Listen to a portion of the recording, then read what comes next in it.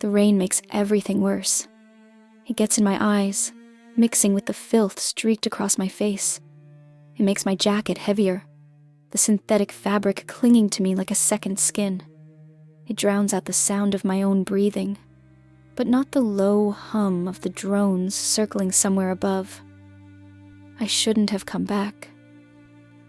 I knew this place was a dead zone, a memory bleeding into reality, but something dragged me here. Maybe it was the way the skyline still looked the same, broken but familiar. Maybe it was the way my fingers twitched at the thought of unfinished business. Or maybe I just wanted to see if they were still hunting me. I run my tongue along the inside of my cheek. Blood. It's from earlier, from when I had to remind myself what it feels like to still be in my own body. The little metal prongs embedded beneath my skin pulse, adjusting my vitals without permission. I hate them, but they keep me standing. Ahead, past the skeletal remains of old freight containers and shattered glass, something moves. I go still. The rain blurs everything, but I see it. A shape. Human, I think. Close. Too close. I don't reach for my weapon. Not yet. It tilts its head. I do the same. The augmentation scars on my face itch. A leftover warning from before. From when I was stupid enough to let them tag me, mark me, claim me as their property. I take a step forward. So does it. Another step. Another. We stop, just an arm's length apart. The rain runs in rivulets down both our faces. It watches me the way I watch it, unnervingly precise. I blink. So does it. I shift my weight. It does the same. It's me. A perfect replication. Wet strands of hair clinging to my skin, mud caking my fingers, the same burning yellow eyes. I barely exhale before the knife enters my gut. I don't feel it at first.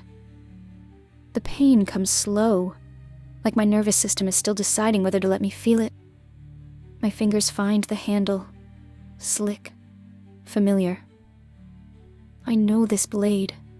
I know this feeling. I know how this ends. The copy, my copy, leans in. I watch my own lips move, but the voice isn't mine. And it's not speaking to me. Identification verified.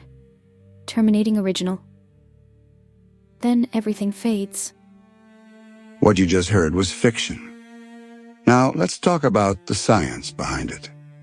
In 2018, two scientists in China, Zhongzhong and Huahua, cloned two macaques using the same somatic cell nuclear transfer that once brought Dolly the sheep to life. It was the first successful cloning of primates, proving we could replicate species more similar to humans than ever before. Since then, artificial intelligence has helped researchers sift through massive genomic datasets, accelerating breakthroughs that once took years into months or even weeks. We haven't crossed the line into human cloning yet, but every milestone makes it seem less like science fiction. Combine AI's ability to analyze and predict genetic outcomes with advancing cloning techniques, and we might one day face the very scenario you just heard. If you want to stay on top of how biology and AI might reshape what it means to be human, subscribe. Because the future isn't waiting, and you'll want to see what comes next on Man-Machine AI. Thank you for listening.